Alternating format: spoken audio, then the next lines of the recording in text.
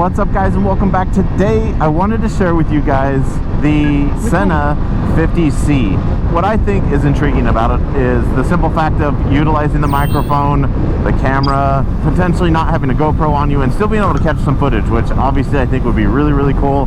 There's a lot of ups and downs I've noticed with it so far. The installation process was not too difficult. Quickly got it installed. I would say if I spent a little bit more time running the wires properly, kind of maybe taping them down throughout the helmet so there isn't a potential balled up chunk of wires in there that could, you know, put a little sore spot on your head. The first thing that I noticed that was kind of annoying about it is the app. All Senas have an application so that you can mess with the Sena, do some kind of mesh BS, and I've never liked the app. I think the app sucks. I do not put it on my phone. I use my phone, Bluetooth to the Sena, and use Siri basically to do what I got to do. And that's worked just fine for me with my other Sena. Now with this Sena, you actually need two apps. I guess you don't need. You could still record and do everything you want without either of the apps, but I would say that the camera one is in fact worth having. And what it will do is allow you to see, you know, what your actually shows what the camera's looking at, allows you to change all the settings, because without the application, I don't see how or where we could actually change the settings on the Sena itself. So ultimately, I think you do kind of have to have the camera app to get it functioning. And like I said, that app is actually pretty decent to use. Unlike the regular Sena app, I think it works a little bit better. So utilizing this app to kind of, you know, set up your settings the way you want. You notice that you could get some 4K in here, but ultimately if you want some image stabilization, you need to drop down to that 1080p and use that EIS or whatever it is in front of it for image stabilization in front of that 1080. Something I did find annoying was, why can't I use 24 frames per second?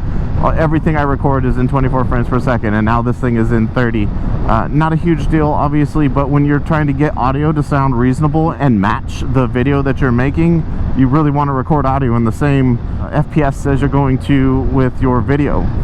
But other than getting it unboxed, getting it installed on the helmet, figuring out how to utilize the two apps and talk to the actual Sena itself, turning on the camera, changing all the settings, the process of installing it and getting it ready to go was not very difficult at all, which is awesome. So far, I have rode with it one time, and this is kind of what I got out of it. Right now, you are completely seeing the actual footage from the camera that's mounted on the side of the helmet, as well as I am utilizing the microphone that came with it. I would say that the audio is it's not bad, but its noise canceling is so intense that you're not even getting any engine sound. It's like, that's crazy. Like in this microphone here, I'm using my GoPro, and I have a Rode Lav Mic within my helmet attached to the GoPro, and that's what's pulling all of this audio in, which, yes, we're going to get a little bit of wind sound, we're going to get a little bit of engine sound, and we get a little bit of everything in there. And yes, sometimes it can clog up our audio coming from ourselves, but for the most part, I'd say it sounds pretty dang good. The fact that this thing has how there is like zero motorcycle sound, it's like we're back on this amazing little ZX4RR. And what's really cool is this is the first time we've actually gotten to ride it with the unrestriction on the motorcycle. So it's fully applied, no more check engine lights. It's like you're just floating around in space and all you can do is hear my voice. Very strange. I assume that is why this thing works so good as a microphone when you're, you know, talking to people on the phone. It does a really good job with that for sure. But it kind of eliminates the function, in my opinion, of being able to be like a motovlog styled helmet, because you're gonna need that motorcycle sound. So utilizing this thing, I would have to have a secondary sound device that is going to pick up at least some of the motorcycle, so it could be overlaid under, so that you can tell that we are in fact riding a motorcycle and not just floating around on this bike here.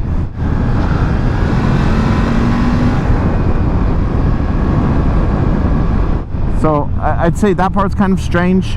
Like I said, easy fix if you just had some other audio device, have your a 360 camera out there that's recording a little bit of audio as well, and that could be put under the audio as well so that you could still hear a little bit of the road noise versus the talking itself. I will try that out as well just to see how that works, but it does kind of like pull the microphone away from it being a a one-stop shop in my opinion. So that's the audio that I dealt with for the video so far. I think it's strange that I've never liked a video on the side of a helmet. I've seen certain videos where it looks good. I think that it is another way to have a second, third, fourth camera, whatever you're trying to do, because the more, you know, video aspects you have to change from within whatever type of video you're making, the more engaged the individual watching is going to be versus just the simple straight ride and no change. So having B-roll or secondary cams, in my opinion, is kind of cool.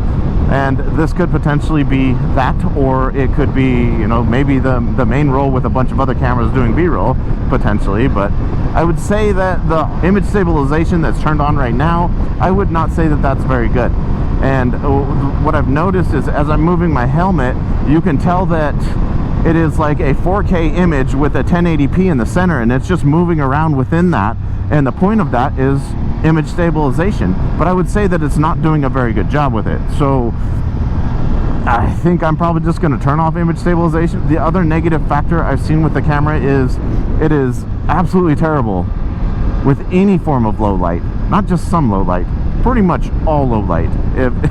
As soon as I go under this bush, it's not good in low light, and that's not low light in my opinion. Right here is not low light, but yet in my opinion, like, it starts dying, it starts fading, its image stabilization gets worse. It's yeah, not amazing. As for the overall quality in listening to music or talking on the phone, the Sena has that nailed, guys. They are good. I love my Senas. I've put them on almost every single helmet I've owned.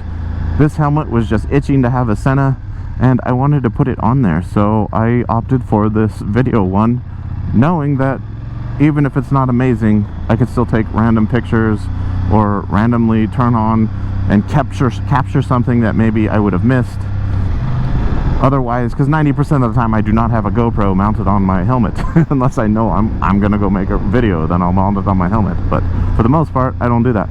So is it amazing? I think it's neat. I think it's cool.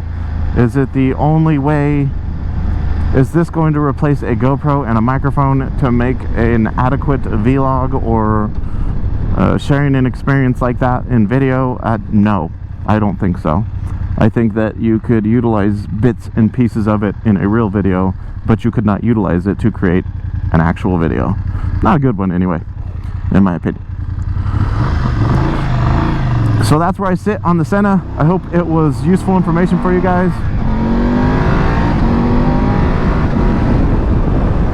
I hope this helps you make the decision of whether you should buy this or not, or at least kind of level out your expectations. Thanks for watching, and I'll see you next week. Bye!